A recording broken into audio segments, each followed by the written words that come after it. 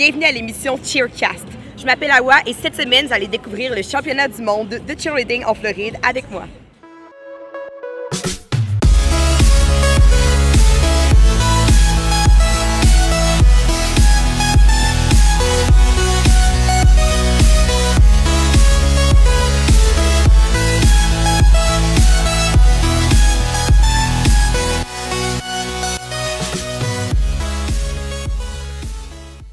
À chaque année, depuis 2004, des centaines d'équipes de partout dans le monde viennent compétitionner ici à Walt Disney World Orlando. Parmi celles-ci, des dizaines proviennent du Québec et vous allez en découvrir quelques-unes aujourd'hui.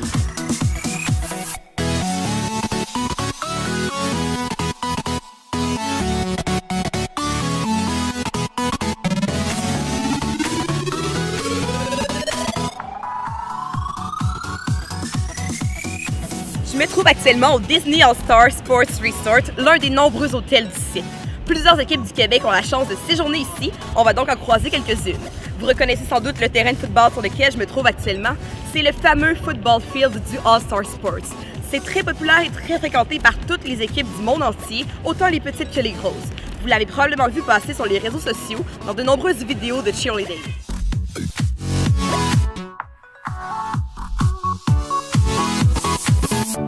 Avant la compétition mondiale des équipes régulières a lieu la compétition mondiale ICU. ICU, c'est l'International Cheer Union, la fédération internationale qui régit officiellement l'équipe de chaque pays. Au total, ce sont plus de 70 nations qui y participent et plus de 3,5 millions d'athlètes. Les critères d'évaluation ne sont pas les mêmes que du côté All-Star. Les équipes ICU ont un style très différent des équipes qu'on a l'habitude de voir. Here we go! C-A-N-A-D, Canada, let's go Canada!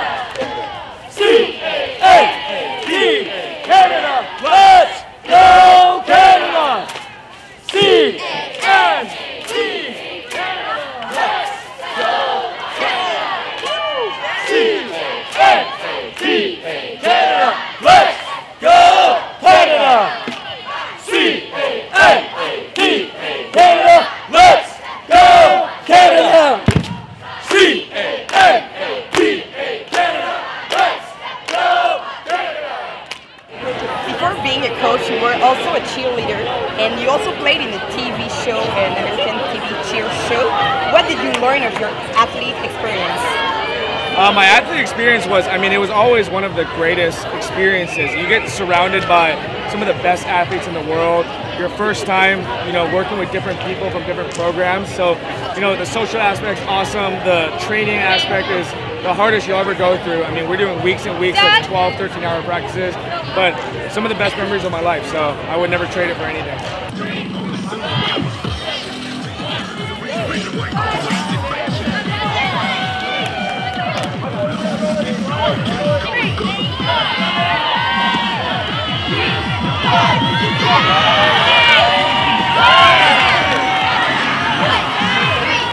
What does coaching the team that represents the country means to you?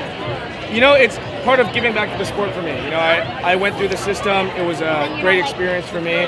And coming in, being at the front of the floor, I can help so many athletes get that experience and take their cheering to the next level. So, it's a great, great time. What is the biggest struggle in coaching a team that practice only a few weeks together? It's standardizing technique, and finding when to pull things back. That's the most difficult time because you have such short hours. Imagine taking your entire All-Star season and bringing it into about 6 days. So everything has to be done twice as fast. Decisions have to be made twice as fast, and so that's definitely the hardest part about all of it. Right? Keep that under 50. We gotta get into the high range. Go, go! Go, guys! Go! From 3, turn on 7, yeah? Here we go, and 3, 4, 5, 6, 7, 8, 1, 3, 5, 7, 8, 1, 3, 5, 7, 8, 1, 3, 5, 7, 8, 1, 3, 5, 7, give 1, give 3, 5, 7, 8, 1, 3, 4, 5, 7, 8, 1, 3, 5, 7, 8, 1, 2.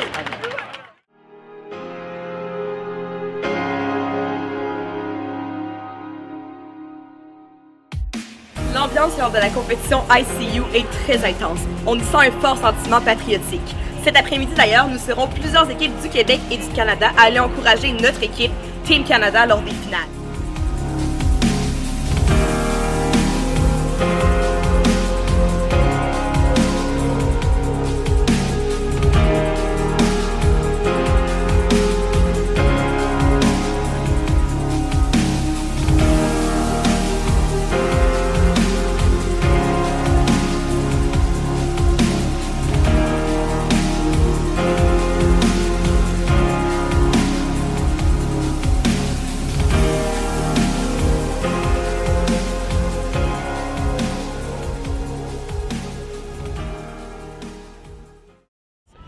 Comment sont sélectionnés les membres de Team Canada? Il y a deux façons. Soit qu'on peut faire une vidéo, envoyer une vidéo aux dirigeants de Team Canada qui vont sélectionner en fonction de ton vidéo, de ce que ça a donné. Maintenant, c'était nouveau cette année, des live trials qu'on appelle. C'était donné à Toronto lors de la compétition PCA. Tu allais là-bas après la compétition. Tu allais là-bas, tu payais un certain montant d'argent, ton inscription pour faire les tryouts en live, selon moi, est une meilleure idée parce qu'une vidéo, c'est pas toujours représentatif de ce que tu es vraiment capable de faire. Tandis qu'avec les live tryouts, c'est vraiment une opportunité pour toi de te démontrer en tant qu'athlète. Aussi côté attitude, pas nécessairement côté aptitude. Combien de temps dure votre saison? Si vraiment on peut appeler ça une saison, on a 3 camps d'entraînement, 2 de 4 jours et 1 de la Floride. Cette année, on est arrivé le samedi avant la compétition. Dans le fond, samedi, une semaine avant, pour s'entraîner. Fait que, dans le fond, on a 13 jours d'entraînement vraiment intensif, à peu près 9 heures d'entraînement par jour. C'est assez.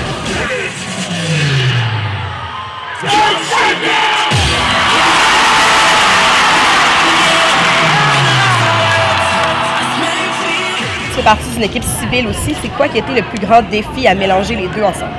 Honnêtement, c'est le défi le plus demandant physiquement que j'ai fait de toute ma vie. La fatigue, le stress, représenter son pays, c'est pas rien non plus. On a une grosse pression.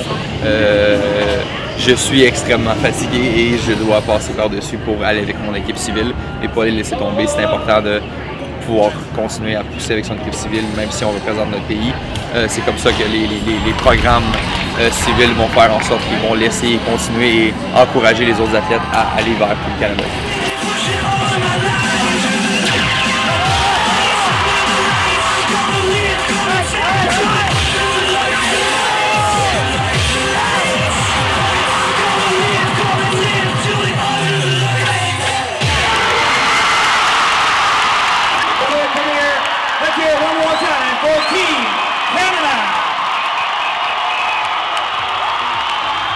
And how about a round of applause for all of our amazing performances tonight in Co-Ed Premier.